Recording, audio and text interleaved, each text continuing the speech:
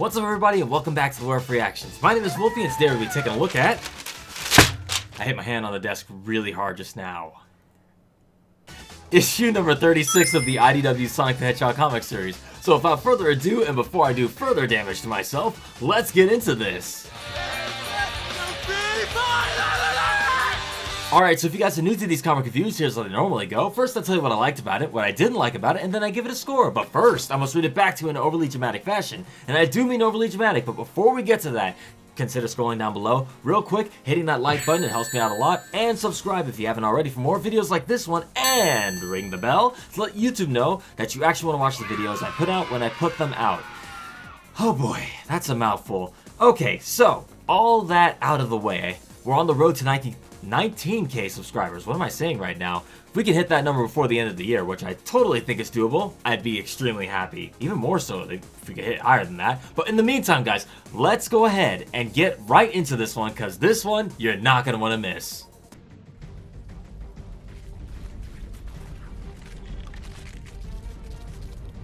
Dude, what the heck? You'd set off an entire avalanche for a distraction? I know it's a bit of a cliche, but I couldn't resist. The heroes forced to choose between the masses or the ones they hold dear. It's a classic. You decide. A couple of 100 tons of snow falling on those innocent heads or tails? Enough games.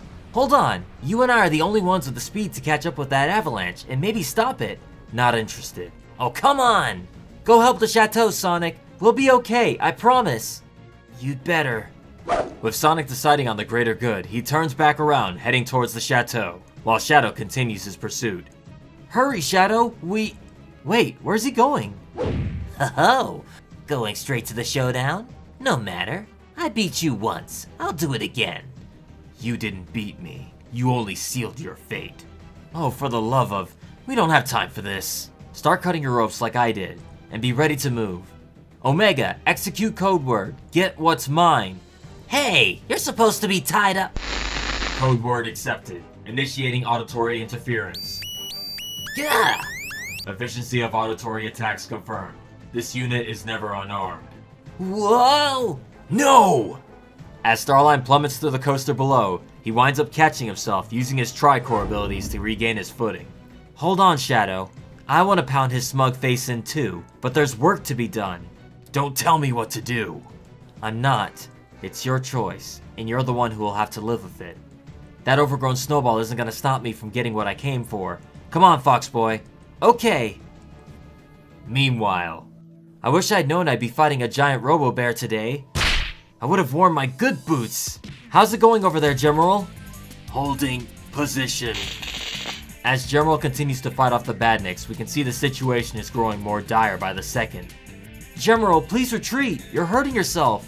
I will protect you, no matter the cost. Miss Bell, how much longer? This last lock's a real humdinger. Give me a minute, or two more.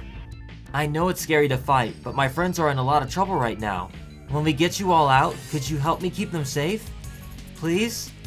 When Clutch's Chow looks back to the other captive Chows, he gets all the reassurance he needs, agreeing to help them once they are broken out. With one last flashback to the fight, we see both General and Amy getting overwhelmed. General! Ugh! Done. Didn't stand a chance. Thank you. Now if you would be so kind, charge! And with Cream's command, the Chow joined the fight, quickly evening the odds. Are you alright? I must protect you. You are silly. You don't have to be perfect, because I'll be here when you need help. We'll do our best to protect each other. Cream, thank you. How about we take a little breather? Phooey. Don't worry, Miss Amy, we can do this together. Yeah. Quickly, destroy its processing core. You mean the head, right? Cause that's what I'm smashing. Hi-ya! And with one last decisive blow to the head, the giant egg robo-bear goes down. Threat neutralized. Whew. Being stuck behind a desk, I haven't done that much cardio in a while. You all did wonderfully. Just then, there's a crash through the roof. What the heck? Sorry to drop in unannounced, but grab those E100 series parts quick. We've gotta go. People are in danger. Back outside. I'm usually running away from these things, not trying to stop them. How am I gonna handle this? I didn't know stopping an avalanche involved so much hand-wringing. Shadow, you showed! Consider this a debt repaid for Sunset City. See Sonic the Hedgehog issue number 19 and 20. No worries. Okay, follow my lead. I've got an idea. The two begin to execute Sonic's plan, cutting down a bunch of trees to block the path of the avalanche. Shame about the trees, but it's worth it. Better than I would have expected from you. As the avalanche careens down, the plan seems to be working. Until the force behind the avalanche proves too much, breaking through and continuing its destructive path towards the chateau. No running inside the building, please. Proceed at a normal walking pace to... An avalanche is headed towards us. You need to get all the guests to safety. In the event of an emergency, we have an official warning system in place. If something were wrong, I'm sure. Get these people to the exit, or I'll make some new exits with my hammer. Capiche? Oh, in that case, well... Attention guest! We have just received warning of an impending danger to the chateau. Please proceed to the exits and congregate in the designated safe zones. Give them a little encouragement, Omega. Acknowledge. Raising volume. Run, pitiful tourist creatures, or face certain destruction. We should get going too. No, you're not going anywhere. I am having a very long day, so I'll keep this simple. All I really need is young Master Prower there. Hand him over and you can go. Deal? Dream on, jerk. I'm not in the giving mood either. Not taking kindly to Starline's threat, Rouge and Amy begin their attack on him. Who is that guy? Dr. Starline? An Eggman wannabe. That doesn't look like a wannabe to me. Don't worry, nobody can beat Amy when she's made up her mind. Oh no, I can't seem to stop hitting you. Could this be a side effect of the hypnotism and kidnapping? Fine. Using the speed on his tricore, he makes a beeline straight for Tails. Time to go, Fox. I don't think so. What in the world? My... Utilizing some quick thinking, Tails pulls on Belle's tail, causing her to kick Starline right in the face. Oh, come on! What even was that? Wait, what is that sound? Right. With hardly any time to react, Tails and the gang barely make it out of the way of the avalanche as it crashes through the chateau, taking Starline out in the process. Everyone remain calm. The chateau was built to withstand this sort of event. Unbelievable. We would have been buried. You think they'll give us a refund? I refuse to be left on the floor. Elevate me immediately. No sign of the boys. This isn't good. You're not gonna find them that way. If you're looking for a hedgehog, you gotta go to the ground. The only thing you're gonna get down there is a cold ear. Shush!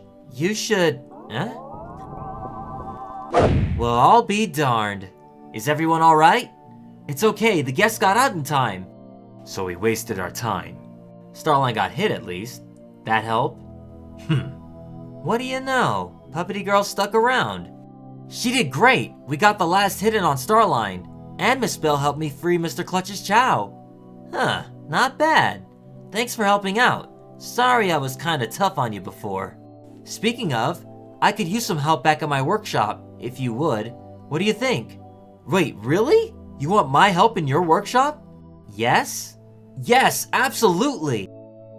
Back at the workshop. Tighten up that elbow joint just a scooch. Got it. Why don't you go for a test drive by sparring a little with Gemerald? Suggestion accepted, but I cannot guarantee Emerald's welfare after completing the test. While I am designed as a learning robot, I am also capable of teaching you a lesson. Hello, Miss Amy. I'm here for Cream. How was your trip? It was amazing, Mama. The races were so exciting. Cheese went through so much, and the other Chow were there too, but it wasn't their fault, and then it was all this stuff, and it was like an avalanche, so we all had to stick up together to try to stop Starline, but he tried to stop us from leaving, and... My, that sounds very exciting. Exciting, but also safe. Besides, it was Rouge's... Rouge? Whew, it got a little touch and go at the end there. Things didn't go right, but that's not really what mattered. I'm glad you came to help. Don't overthink it, Hedgehog. For sure, dude. It's so nice to be helping out. Fixing things, solving problems, I've missed this. There's something I can't figure out. This whole time you've been reading these blueprints like it was nothing. The whole reason Sonic and I were in the base was because I needed a cipher so I could decode these files. The only person in the world who is supposed to be able to read this is Dr. Eggman. Or maybe something he created, like Orbot. I'm not mad, I just wish you'd be honest with me. He didn't create me. Then who did? Okay. Far away.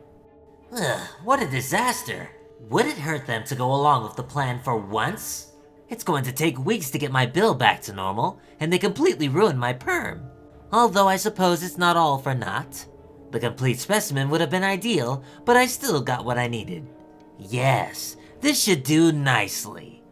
Next time, a true test.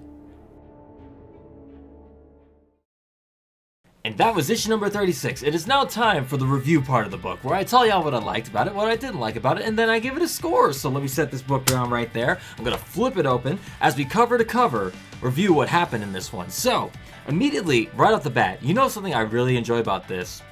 I like that okay, let me start this off by saying, you notice in these reviews lately, I have not been saying much about Shadow and how I feel about his portrayal in the books, really, besides like the notable one being issue number 19, when he acted like a complete D-bag. That being said, I've kind of kept my opinions on Shadow to like a minimum. I've kind of been like watch and wait mode, where I've been like, alright, let's see how this goes. How do they develop him? And I'm happy to say this book actually has a decent payoff for Shadow the Hedgehog. Starts off extremely just like, to the point where it's like, you're almost like, this doesn't feel like the character that most of us know. This does not feel like the Shadow that most of us are accustomed to. Granted, we haven't really had a decent, in my opinion, really had a decent Shadow portrayal since Sonic 06, where I feel is probably his last really strong story, where he had that cool moment that a lot of people like to say is like the defining Shadow moment, which is odd because that happens and not in his own game. I feel his own game kind of did weird stuff to the character. Like, I added a whole bunch of backstory and weird stuff that I didn't think needed to be added to the character. But I'm going on a tangent on Shadow. Anyway, back to the book. We'll get back to Shadow in a second. But back to the book. I like that Sonic is, of course, the one that turns back to go and help things.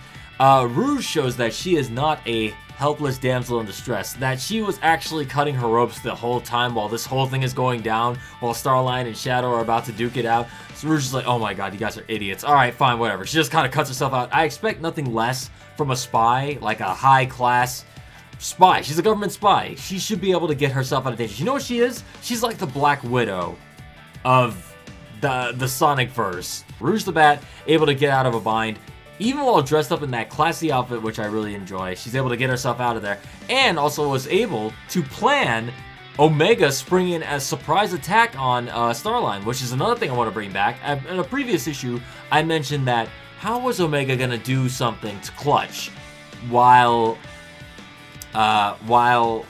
he was just ahead? Like, what's he gonna do? Like, roll into his ankle or something?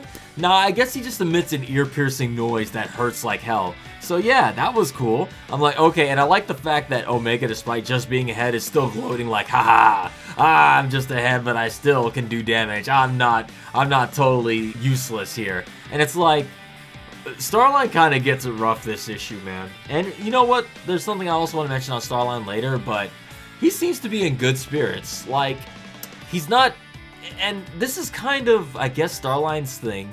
He seems undaunted, despite the many setbacks he's been given. Like, gets, what? They break out of his bindings. Oh, he gets nearly knocked off. He just quickly thinks on his feet and quickly saves himself before he hits the ground. You know, he gets kicked in the face. Like, all this stuff happens to him, but he still seems to be in good spirits, but we'll get to that when we get to the end of the book. Something that happens that I believe sets into motion the change in Shadow's character throughout this book is Rouge talking to him one-on-one. Like, he's so dead set on trying to get the Starline that she's like, alright, listen, I'm not telling you what to do, but know this. What happens from here on in is going to be on you. You're going to have to think about what you've done. So, in a way, it's like she's telling him, hey, do you want to prioritize Starline over saving people? Because if people die, even those Chow that are in the chateau, do you want that on your conscience? Do you want that on your soul? Do you want that? Right?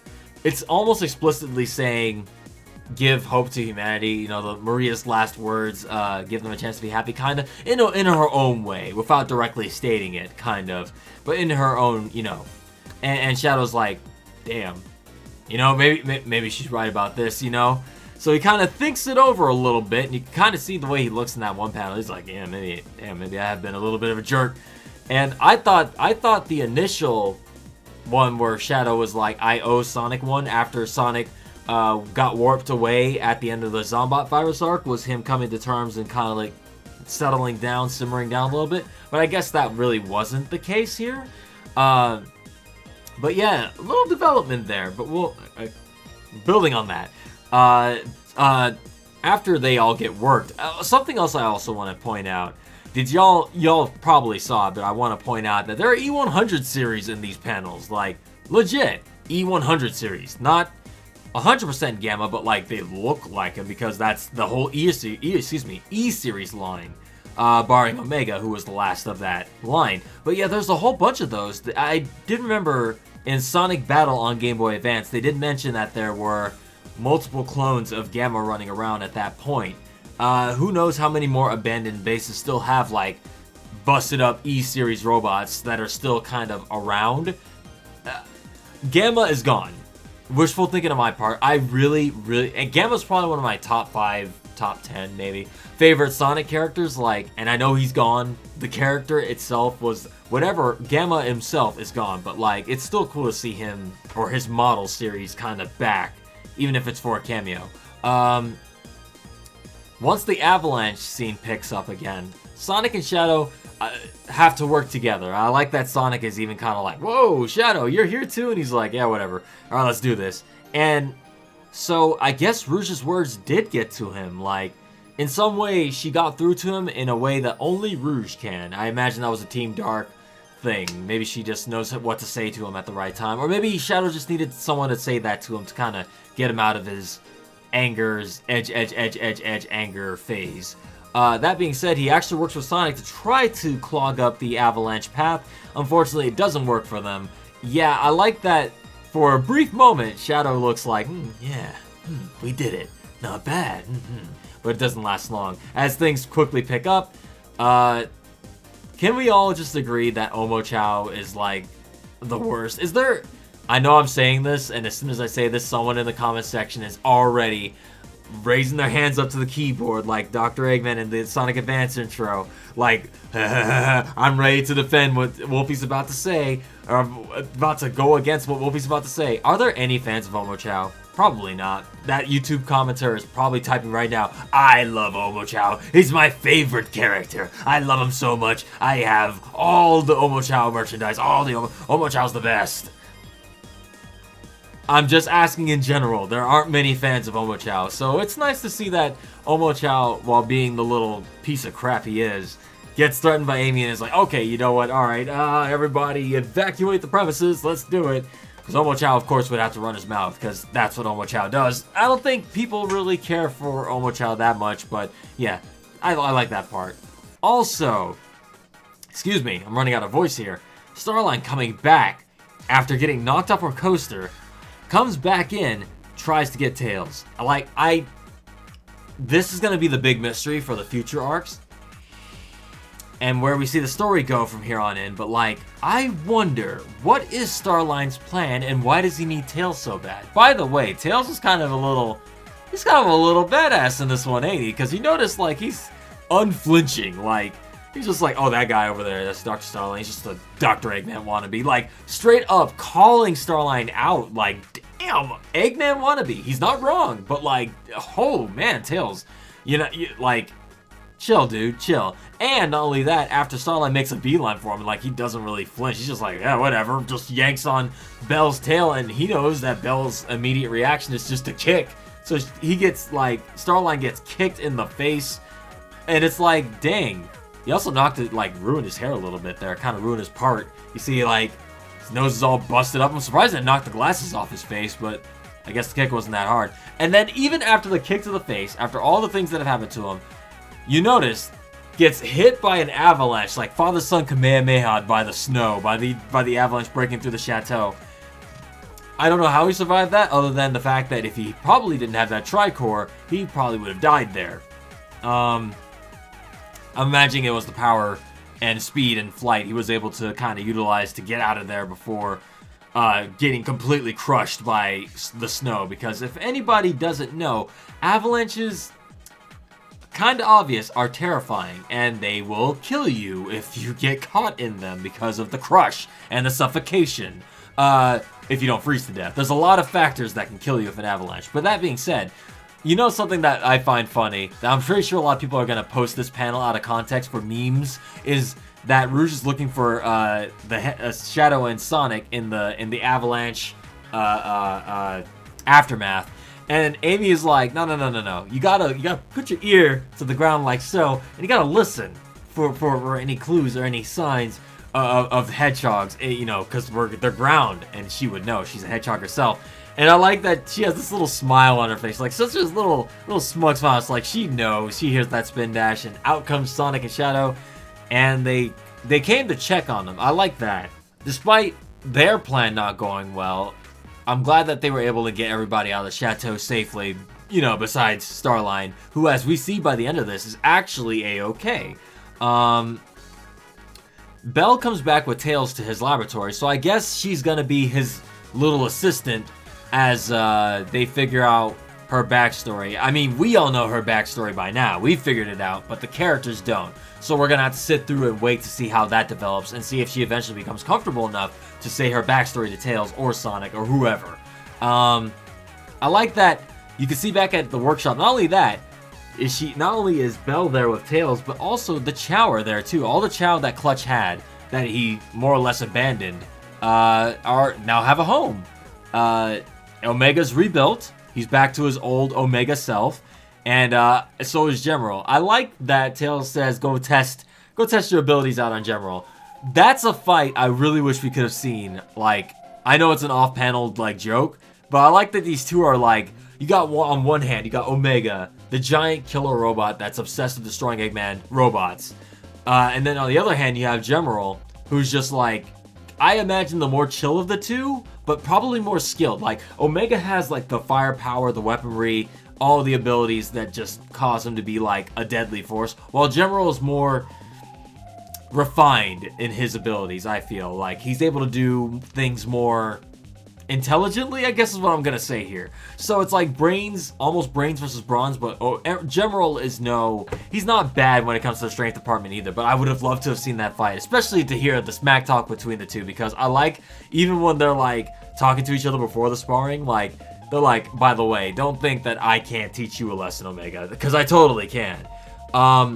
These last few panels have some of my favorite things in it. I like that Vanilla comes back.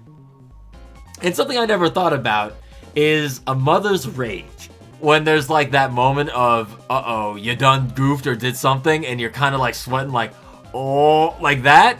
That moment happens with Amy and Rouge, and I like that Cream basically spills the beans. By the way, we did all this cool stuff and this and that, and she doesn't realize that by her telling Vanilla that she basically, you know, told them, oh, by the way, they put me in danger. But everything was okay, though. And I like the expression of Vanilla as she hears the story. She goes from, like, smiling to, like, oh, I see. And it's like, it's that smile of, like, did you now? And it's like, Cream's not in trouble, but Amy and Rouge are. And that, I felt that. Like, I felt that smile. I was like, you've seen, if most of y'all who have like mothers who do that smile before the discipline comes, knows what that smile means. That's the, oh, I'm smiling, but on the inside, oh, you about to get it. I like that she's like, oh, you put my girl in danger, did you? And like Amy's like, it was safe though. I love that. That's a nice little touch I never really put behind like Vanilla possibly being like,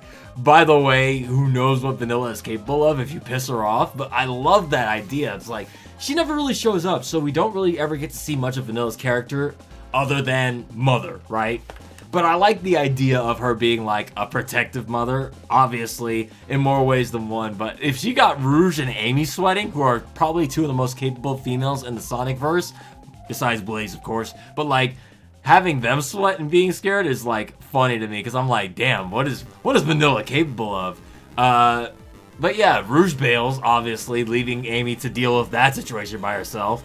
And lastly, sorry if my voice is going out. I'm doing this review immediately after doing the dramatic reading, which takes a toll on the old voice box there. After that, we see Sonic and Shadow kind of having a one-on-one, though Shadow is off doing, in the distance a little bit, keeping his distance from Sonic. But Sonic kind of tells him, hey, in his own way, thanks for coming and, and helping me out. And Shadow's like, whatever. I'm too edgy, whatever. And he throws an apple down to the Dark Chow, the Shadow Chow that Clutch once owned. And I'm like, okay. Is he just gonna be Sunundere? Is that what he's gonna? Is that how you say that, Sunundere? I don't know how to say that. Anyway, is he gonna be like the I don't care, but secretly I care type of character? Like, he's kind of softened up a little bit by the end there, and I'm hoping the Dark Chow, if he doesn't wind up staying at Tails' workshop, I hope that Shadow kind of adopts him as his own, because it seems like Shadow maybe has, I don't know, maybe it's because he looks like him, because Evil Chow, Shadow Chow, but like, Shadow seems to be alright with that one. And someone on Twitter posted out that I believe, take this with a grain of salt, I could be wrong about this, there's some official artwork with Shadow and the Evil Chow. Coincidence that maybe Shadow hangs out with this Chow on his off time or whatever? Could be complete coincidence or a complete lie. I have to do some research. If it's fake, I'll put some notes down over yonder.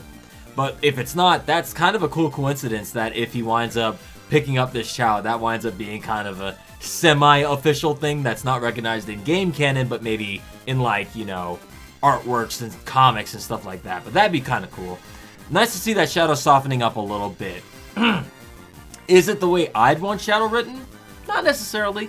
But Ian and Evan Stanley, both of them have to kind of adhere to what Sega wants written for their characters. Remember, according to sources, they actually have to make sure that whatever they put in the book, they have to run it by Sega. Here's a page, here's the pages we've done so far. What do you think of what we've done with these characters? They can try to write the characters one way, but if Sega says, no, we don't want the character acting this way, they have to abide. Sega has complete control over this comic after the Archie stuff. They don't want a repeat of that. So Sega is very, not hands-on, but very, I'll say protective and very watchful, kind of being like, yeah, that's okay. Yeah, that's not okay. Probably, more than likely, making sure that they want the characters portrayed in a certain light. So if you have any issues with the way the characters are written, it could be a mix of both. So keep that in mind whenever you're critiquing the characters and you're like, I don't like the way the characters are written.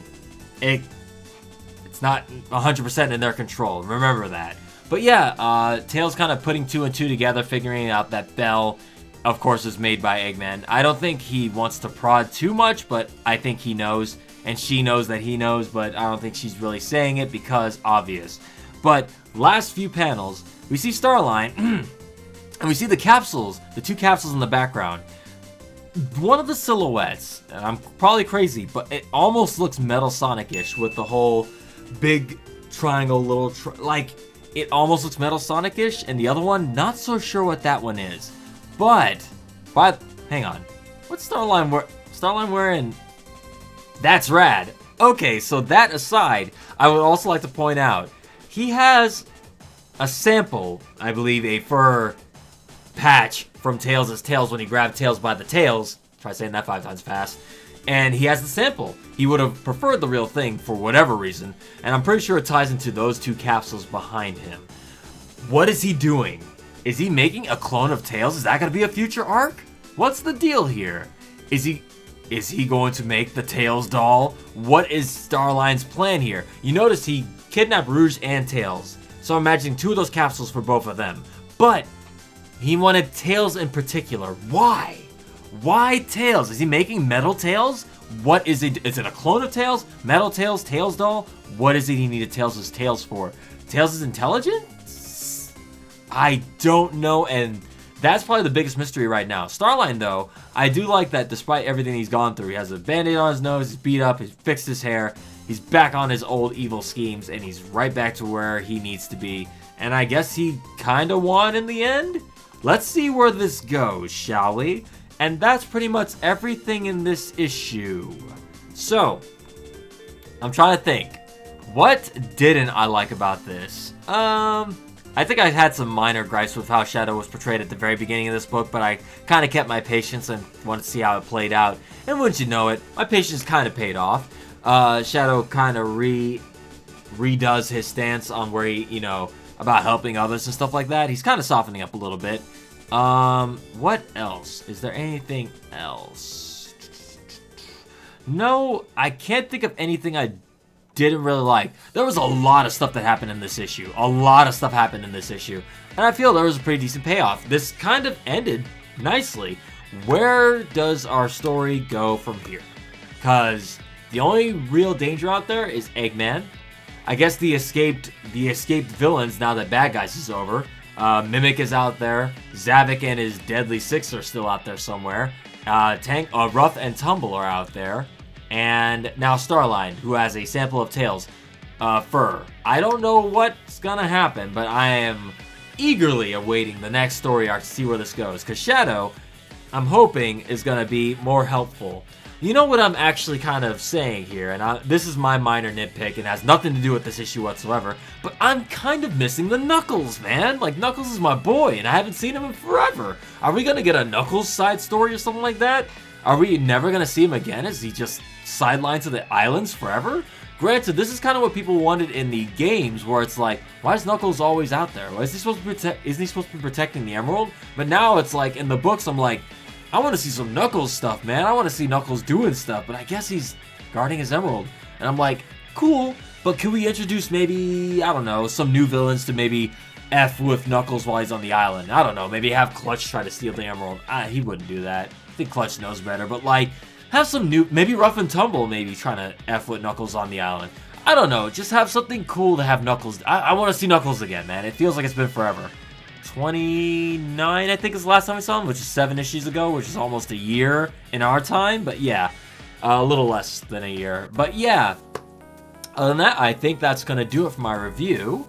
I will give this one 12 seconds later. Let's give this one an 8.7 out of 10. 8.7 out of 10. I feel this one was pretty good. I liked how this one ended. Actually, I'm gonna give it an 8.8. I'm gonna bump it up for the Shadow stuff at the end there. Yeah, I like this one a lot. But let me know what you guys think of this book in the comment section below. Hit that like button and don't forget to subscribe and ring the bell to let YouTube know that you want to watch the videos I put out when I put them out. It's weird that we have to do this, but hey, it is what it is. Let's see if we can hit 19K subscribers. Maybe more before the end of the year. That'd be awesome. Is there anything else I want to cover? Oh, a brief shout out to my patrons who are helping me support these reviews by becoming a patron on patreon.com/werewolfwolfie. As little as $2 a month, you can become a patron and get credited in these videos like so. It also helps me out a lot because, like I said before, YouTube's not so great on that front. You also get the comic reviews a little bit earlier if you're a patron than if you are on the YouTube side.